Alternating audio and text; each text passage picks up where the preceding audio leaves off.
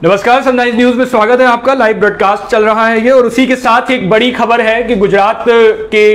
एक बड़ा चेहरा कांग्रेस पार्टी से हार्दिक पटेल थे, पाटीदार समूह का नेतृत्व करते थे। और उसी के साथ आज जब ये खबर आई कि हार्दिक पटेल ने कांग्रेस पार्टी से इस्तीफा दे दिया, तो ये गुजरात की राजनीति के साथ साथ कांग्रेस पार्टी के लिए एक बड़ी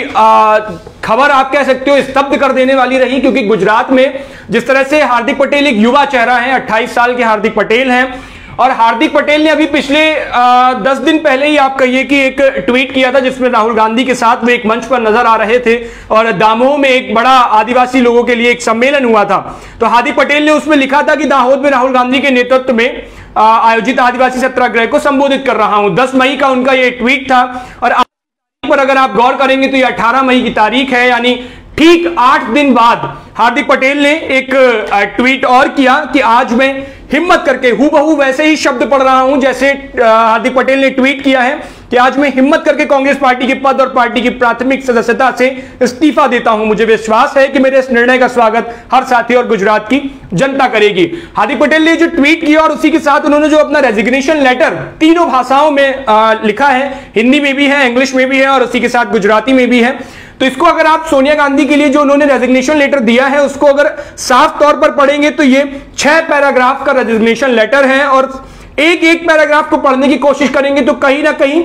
इन्होंने पार्टी के हर नेतृत्व को, चाहे वो जी ग्रुप हो पार्टी का, सीडब्ल्यूसी का कोर ग्रुप हो, पिछले दिनों जो पार्टी में मीटिंग्स चल रही हैं, उसी के साथ जो पार्टी की पॉलिसी है, प्लान है, उन सब को लेकर के हार्दिक पटेल ने निशाना साधा है। अगर आप पहला पैराग्राफ पढ़ेंगे तो हार्दिक पटेल ने लिखा है कि ये 21वीं सदी है, भारत युवा देश है। और इस तरह से जब थोड़ा सा लाइन नीचे आएंगे तो उसमें लिखा है कि चाहे अयोध्या में प्रभु राम का मंदिर हो, सीएए एनआरसी का मुद्दा हो, धारा 370 का मुद्दा हो,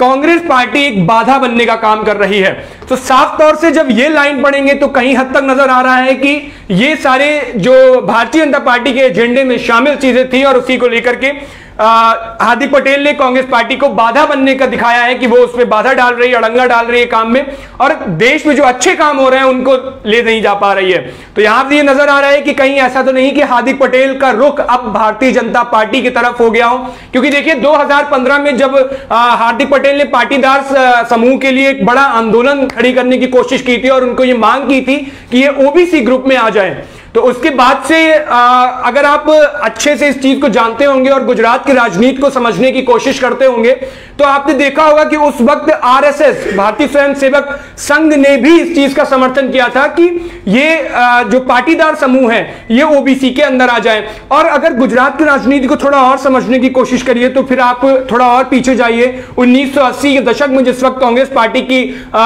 सरकार वहां पर रही थी, तो कांग्रेस पार्टी की सरकार के वक्त जब ये आरक्षण का मुद्दा गुजरात में उठा था तो उस वक्त भारतीय जनता पार्टी ने इसका खुले तौर पर विरोध किया था कि आरक्षण की नीतियां कांग्रेस पार्टी की तरफ से बनाई हुई सही नहीं है। बाद में 1981 में यह आरक्षण का आंदोलन पूरे देश भर में चला। उस वक्त आरएसएस और भारतीय जनता पार्टी दोनों मिलकर के साथ में आए और हार्दिक पटेल ने ये 2015 में जब शुरू किया, फिर एक बार आरएसएस दिखी, तो गुजरात के अंदर जो ये समूह है इसको ओबीसी के अंदर लाने की, इसके उत्थान की बात आरएसएस और बीजेपी भी करती रही है। एक हार्दिक पटेल के पार्टी छोड़ने का कारण यह भी हो सकता है कि हार्दिक पटेल ने जिस तरह से तीसरे पैराग्राफ में लिखा है कि मैं गुजरात के कार्यकर्ता 500-600 किलोमीटर रोज यात्रा तय करते हैं, अपने पैसे अपने खर्च पर यात्रा करते हैं, और उसी के साथ जो बड़े पार्टी के नेता हैं वो सिर्फ चिकन और मटन खाने में रहते हैं, उनको टाइम से सैंडविच चाहिए। तो ये सारी चीजें उन्होंने लिखी हैं। विदेश यात्रा को लेकर भी बड़े नेताओं पर निशाना साधा है, तो जाहिर तौर पर इसमें एक निशाना हो सकता है राहुल गांधी के ऊपर भी हो, क्योंकि पिछले दिनों ही राहुल गांधी नेपाल के अपने एक दौरे पर थे। हालांकि वो उनका व्यक्तिगत दौरा था, अपने मित्र की शादी में शामिल होने गए थे, लेकिन हो सकता है उस पर भी निशाना साधा हो। और उसी के साथ उन्होंने यह भी कहा कि कांग्रेस मुद्दे को कमजोर करने की कोशिश करती है। तो अब यह देखना अहम होगा कि कांग्रेस अगर मुद्दे को कमजोर करने की कोशिश कर रही है और हार्दिक पटेल कांग्रेस में नहीं रहना चाह रहे हैं, तो फिर हार्दिक पटेल कौन सा रुख अपनाएंगे। या तो हार्दिक पटेल के पास 2 ऑप्शन अब बचते हैं इसमें, एक है भारतीय जनता पार्टी, क्योंकि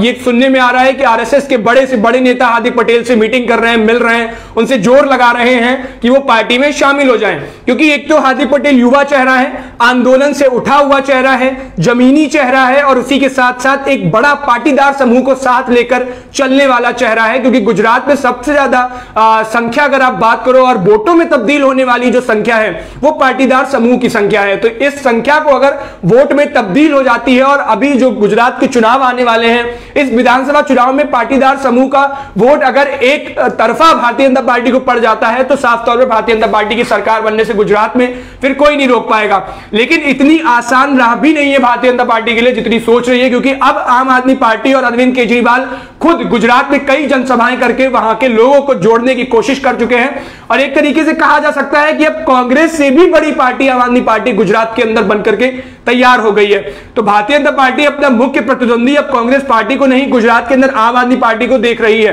तो अब यह भी बहुत हद तक संभव है कि अगर हार्दिक पटेल भारतीय जनता पार्टी में रही जाते हैं तो बहुत हद तक संभव है कि वो आम आदमी पार्टी को ज्वाइन कर ले। क्योंकि आम आदमी पार्टी की भी नीतियां जिस तरह से दिल्ली मॉडल को ले जाकर के हर एक प्रदेश में पेश किया, पंजाब में सरकार बनाई दिल्ली मॉडल की बदौलत, तो ये बहुत हद तक संभव है कि गुजरात में भी ये बदलाव देखने को मिले। और जिस तरह से जातियों का एक ध्रुवीकरण है, क्योंकि भारतीय जनता पार्टी में जातियों का ध्रुवीकरण बहुत तेजी से होता है, तो हो सकता है उस हद तक फायदा आम आदमी पार्टी उठा ले जाए और हार्दिक पटेल उसमें भी जाने की कोशिश कर सकते हैं। 15 तारीख को अभी हाल ही में जब कांग्रेस पार्टी ने अपने चिंतन शिविर का आयोजन उदयपुर में किया, पार्टी के बड़े से बड़ा नेता, हर एक कार्यकर्ता, खुद सोनिया गांधी, राहुल गांधी, प्रियंका गांधी वहां मौजूद थी। बड़े से बड़ा नेता पूरे देश भर से कांग्रेस पार्टी का उदयपुर में पहुंचा चिंतन शिविर में। लेकिन सबकी नजर थी हार्दिक पटेल को लेकर के कि हार्दिक पटेल वहां पहुंचेंगे कि नहीं पहुंचेंगे। हार्दिक पटेल नहीं पहुंचे। हार्दिक पटेल ने वहां पहुंचने की बजाय सौराष्ट्र में, गुजरात में ही एक बड़ा पाटीदार चेहरा है, पाटीदार समूह की बात करते हैं, नरेश पटेल। तो नरेश पटेल से मिलने हार्दिक पटेल पहुंचे सौराष्ट्र में और वहां पर उन्होंने बात करी। और उसके बाद यहीं हार्दिक पटेल नहीं रुके। हार्दिक पटेल ने कई टीवी चैनल्स को इंटरव्यू दिया, कई मीडिया चैनल्स को बाइट दी और उसी के साथ जमकर निशाना साधते रहे। पिछले दिनों ट्विटर पर हार्दिक पटेल अपना जो बायो में लिखते थे वो इंडियन नेशनल कांग्रेस के साथ जोड़ करके लिखते थे, लेकिन पिछले दिनों उन्होंने ट्विटर से भी वो बायो हटा दिया। तो तभी से अंदेशा लगने लगा था कि हार्दिक पटेल हो सकता है पार्टी को छोड़ दे। और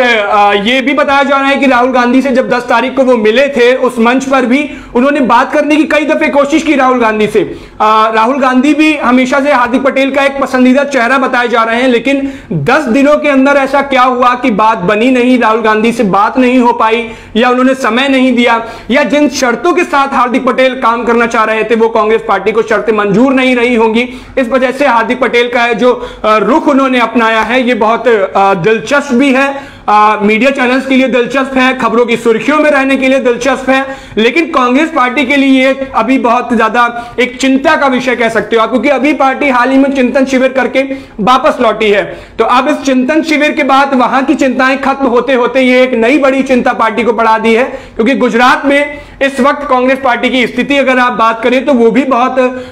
गंभीर नजर आ रही है, डामाडोल नजर आ रही है, क्योंकि वहां पर आम आदमी पार्टी पहुंच चुकी है और भारतीय जनता पार्टी की कई मंचों से अगर आप उनके नेताओं के भाषण को सुनेंगे तो वो मुख्य रूप से अपने प्रतिद्वंदी के तौर पर वहां आम आदमी पार्टी को ही देख रहे हैं। अब हार्दिक पटेल के ये 6 पैराग्राफ वाला जो रेजिग्नेशन लेटर है ये बहुत अहम है अपने आप के। इसके एक एक शब्द जब आप पढ़ेंगे तो ये दिखाएगा, क्योंकि उन्होंने जिस तरह से बड़े नेताओं को लेकर के निशाना साधा है कि गुजरात में कोई आना नहीं चाहता है, कोई काम नहीं करना चाहता है, और जो कार्यकर्ता काम करते हैं उनको दरकिनार करने की कोशिश कर दी जाती है, उनको वक्त नहीं दिया जाता है, उनको अपने उसूलों पर काम नहीं करने दिया जाता है। तो ये सारी चीजें बहुत अहम रही। गुजरात की पॉलिटिक्स भी बहुत अलग है, वहां के कई सारे ऐसे छोटे छोटे कास्ट हैं जिनके अगुवाई में बहुत सारे लोग होते हैं और वो नेता बन जाते हैं। हार्दिक पटेल भी उसी का एक उठा हुआ चेहरा है। 2015 के बाद से जब पाटीदार समूहों का एक बड़ा आंदोलन हुआ तो उसकी अगुवाई हार्दिक पटेल ने आगे बढ़कर की और बढ़ चढ़कर पूरी देश की जो जड़ें थी पाटीदार समूहों के लिए उनकी जड़ों को खोल करके रख दिया और सरकार की जड़ें हिलाने का जो काम था वो हार्दिक पटेल ने किया था। हालांकि हार्दिक पटेल अपने उन मंसूबों में पूरी तरह से कायम नहीं हो पाए थे जो उनकी मांगे थी, लेकिन हार्दिक पटेल उस आंदोलन से एक बड़ा चेहरा बन गए थे। तो अब यह भी एक बात बड़ी है कि अगर आम आदमी पार्टी में हार्दिक पटेल शामिल होते हैं तो अरविंद केजरीवाल भी आंदोलन से उठा हुआ एक बड़ा चेहरा है और हार्दिक पटेल भी आंदोलन से उठा हुआ एक बड़ा चेहरा माने जाते हैं। इन दोनों ही नेताओं को जमीन से जुड़ा माना जाता है। जिस तरह से अरविंद केजरीवाल ने आंदोलन करके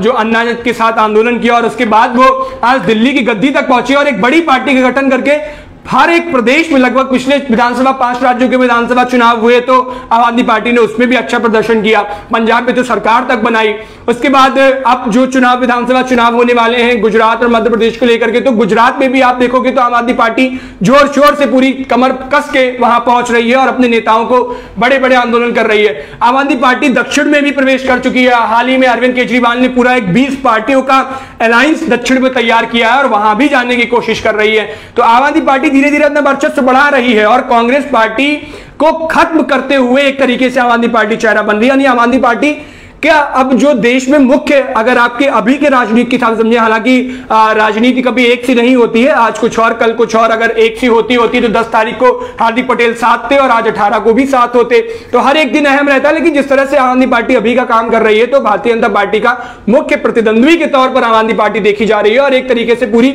नेशनल पार्टी बनकर के सामने आएगी और मुख्य जो टक्कर हुआ करेगी, अभी तक एनडीए में होती थी और यूपीए में होती थी, अब ये जो टक्कर होगी वो कहीं हद तक नजर आ रहा है कि एनडीए और जो आम आदमी पार्टी का अलायंस होगा उसमें ये टक्कर हुआ करेगी। तो ये बहुत अहम रहेगा हमारे लिए देखना कि हार्दिक पटेल अब कौन सा रुख अपनाते हैं। लेकिन पिछले कई दिनों से अगर हार्दिक पटेल की राजनीति की बात करें तो हार्दिक पटेल अपने समूह को साथ लेकर के चलेंगे। हार्दिक पटेल एक बड़ा चेहरा बनने की कोशिश कर रहे हैं। हार्दिक पटेल अगर बीजेपी में जाती है और बीजेपी जीतती है गुजरात के अंदर से तो कहीं हद तक संभव है हार्दिक पटेल को कोई मंत्रालय दे दिया जाए। आम आदमी पार्टी के साथ अगर हार्दिक पटेल काम करते हैं तो आम आदमी पार्टी के भी चांसेस गुजरात के अंदर बहुत हद तक दिख रहे हैं। वहां भी ये अहम है कि अगर बड़ा पद देने की उम्मीद है। हालांकि कांग्रेस अब सिमटती जा रही है, कांग्रेस के कई नेता अपना रुख अलग करते जा रहे हैं, तो ये बहुत देखना अहम होगा कि जो एक झटका कांग्रेस पार्टी को और मिला है इसको कैसे टैकल करेंगी सोनिया गांधी, कैसे राहुल गांधी टैकल करेंगे। और पूरी कांग्रेस पार्टी के लिए अभी तो मुझे लग रहा है कई बड़े नेताओं का बयान आना बाकी है हार्दिक पटेल की इस कार्यशैली को लेकर के कि वो क्या बयान देते हैं। और उसी के साथ ये भी देखना अहम रहेगा कि हार्दिक पटेल कौन सा रास्ता चुनते हैं, आम आदमी पार्टी का रास्ता चुनेंगे या फिर संघ और बीजेपी के नेता हार्दिक पटेल को बना करके बीजेपी में रखने की कोशिश करेंगे। इस खबर पर हमारी पूरी नजर रहेगी। बाकी हार्दिक पटेल का क्या रुख होता है उस पर भी आपको पल पल की जानकारियां देते रहेंगे। फिलहाल के लिए इतना ही, बाकी खबरों के लिए सनराइज न्यूज को देखते रहिए।